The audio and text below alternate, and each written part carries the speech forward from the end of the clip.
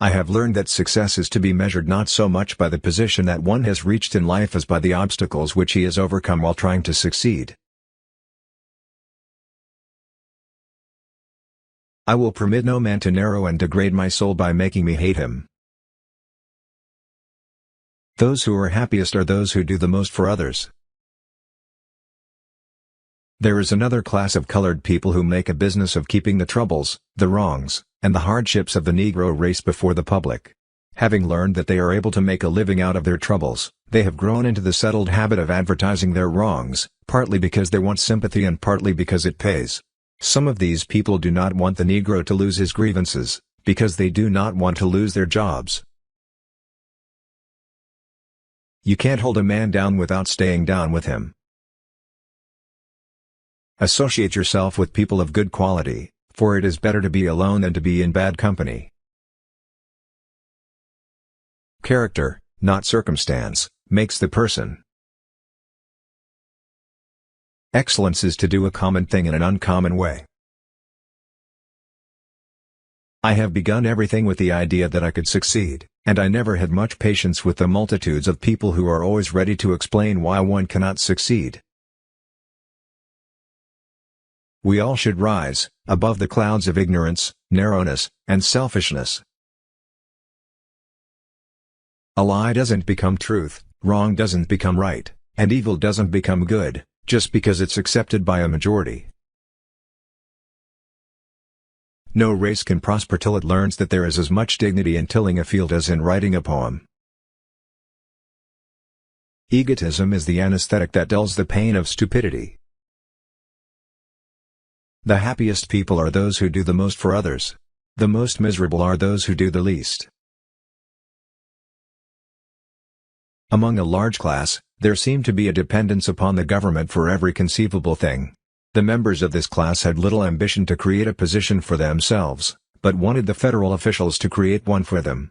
How many times I wished then and have often wished since, that by some power of magic, I might remove the great bulk of these people into the country districts and plant them upon the soil, upon the solid and never deceptive foundation of Mother Nature, where all nations and races that have ever succeeded have gotten their start, a start that at first may be slow and toilsome, but one that nevertheless is real. If you want to lift yourself up, lift up someone else. There are two ways of exerting one's strength, one is pushing down, the other is pulling up. The older I grow, the more I am convinced that there is no education which one can get from books and costly apparatus that is equal to that which can be gotten from contact with great men and women. The thing to do when one feels sure that he has said or done the right thing and is condemned, is to stand still and keep quiet. If he is right, time will show it. The world cares little about what a man knows, it cares more about what a man is able to do. Success always leaves footprints. I early learned that it is a hard matter to convert an individual by abusing him, and that this is more often accomplished by giving credit for all the praiseworthy actions performed than by calling attention alone to all the evil done.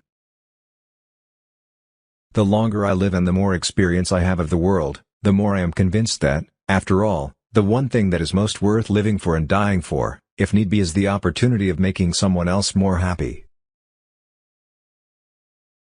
Great men cultivate love and only little men cherish a spirit of hatred. Assistance given to the weak makes the one who gives it strong, oppression of the unfortunate makes one weak. Success is not measured by the position one has reached in life, rather by the obstacles one overcomes while trying to succeed. You measure the size of the accomplishment by the obstacles you have to overcome to reach your goals. I would permit no man, no matter what his color might be, to narrow and degrade my soul by making me hate him. In order to be successful in any undertaking, I think the main thing is for one to grow to the point where he completely forgets himself, that is, to lose himself in a great cause. In proportion as one loses himself in this way, in the same degree does he get the highest happiness out of his work. It is important and right that all privileges of the law be ours, but it is vastly more important that we be prepared for the exercise of those privileges.